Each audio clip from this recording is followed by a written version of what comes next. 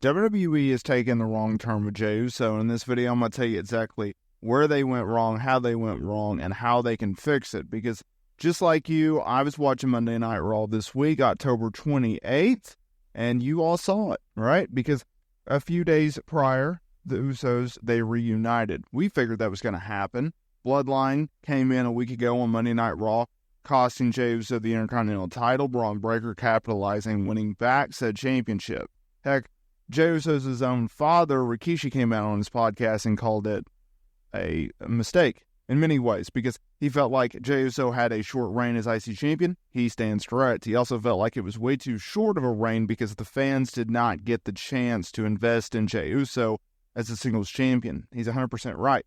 Now, during the October 28th episode of Monday Night Raw, Sami Zayn, he had a backstage segment with Jey Uso after Jey had shared his plan on SmackDown to make peace with Roman Reigns and his brother Jimmy. Zayn questioned his decision-making in that segment and his choice to forgive his bloodline family, warning him not to bring back past issues because Jey's been on his own on Monday Night Raw for over a year now. Jey, he brushed off Zayn's worries, saying that you wouldn't understand, you're not family. This comment left Zayn visibly upset, allowing him to still feel hurt feelings from his own time in the bloodline. And then there was another segment where Zayn was caught talking to Solo Sikoa towards the end of the show where Jimmy pointed out this to Jey and that you could not trust Sami at all. Now keep in mind that WWE has already announced there being a trios match, a six-man tag match. It's going to be Roman Reigns, Jimmy, and Jey taking on the Bloodline. Now, we don't know exactly the exact members of the Bloodline, right? But it's going to be some sort of combination out of 3 out of 4 of Diego Fatu, Solo Sikoa, and the Tongas. Now, for the longest time, we've realized that WWE has been planning towards a War Games match, a trios match, a War Games match at Survivor Series, where it would be Roman, Jey, and Jimmy with a partner of their choosing, whether that be Sami Zayn or undisputed WWE Champion Cody Rhodes taking on the bloodline of the Tongas, Fatu, and Solo Sikoa. But it was who would be that fourth guy? Well, everything is leaning towards Sami Zayn, something which I figured, something of which you probably figured as well. Why? Well, he has history with the Bloodline. They're already teasing his involvement in this feud. And Cody Rhodes has been tied up, right? He's going to challenge Gunther for the Crown Jewel Championship at Crown Jewel this Saturday. And then he's going to be feuding with Kevin Owens, most likely, at Survivor Series and or Saturday night's main event. So he's a little bit tied up, right? This is where I think they took the wrong turn, though. WWE has made it very clear, hey, Jey, we appreciate your singles run on Monday Night Raw. We do. You had a good run. Here was a title that kind of shut everyone up and saying that you couldn't win a title on your own. But you know what? We're just going to put you back with the family.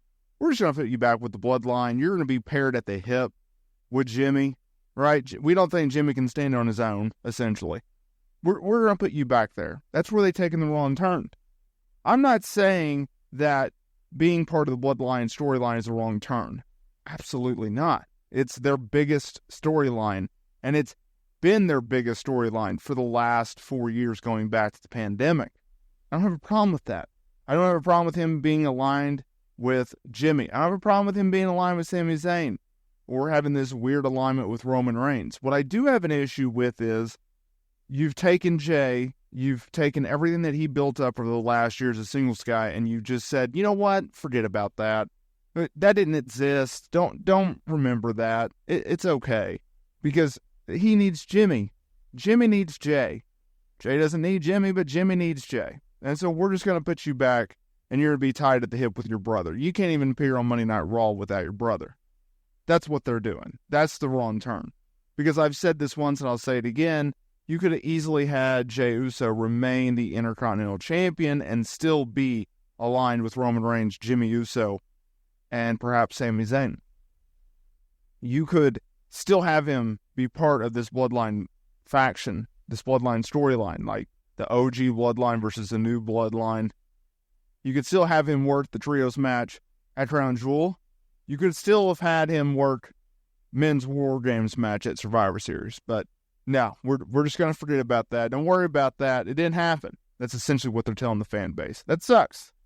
Because as someone who considers himself to be a Jey Uso fan, someone who has followed his career, seeing him and his brother really build up their careers together as a tag team, one of the greatest tag teams in wrestling history, probably the greatest tag team in modern day wrestling, right? Them and the Young Bucks, arguably. I think they're more over than the Young Bucks, but that's just me.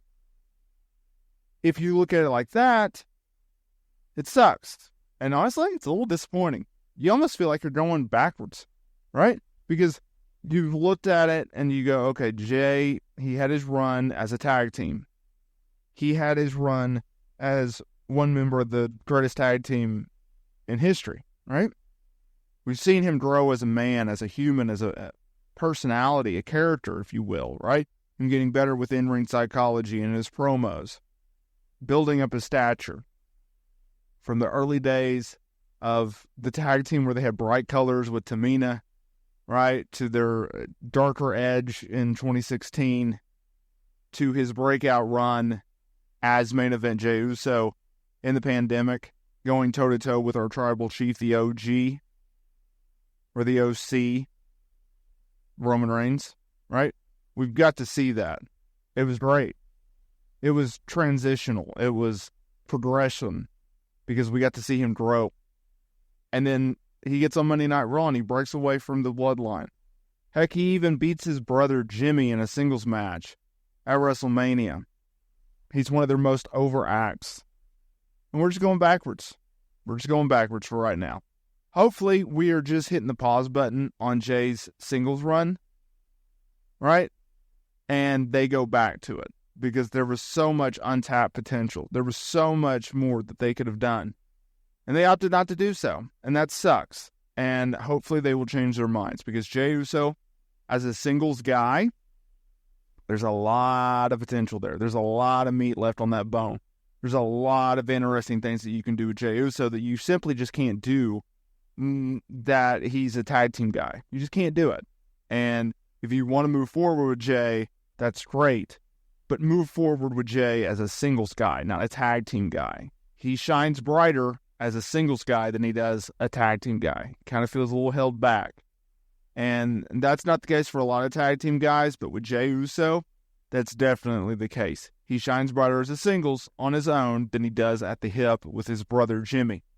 Some things need to be left in the past, and I think the Usos as a full-time tag team definitely belongs there.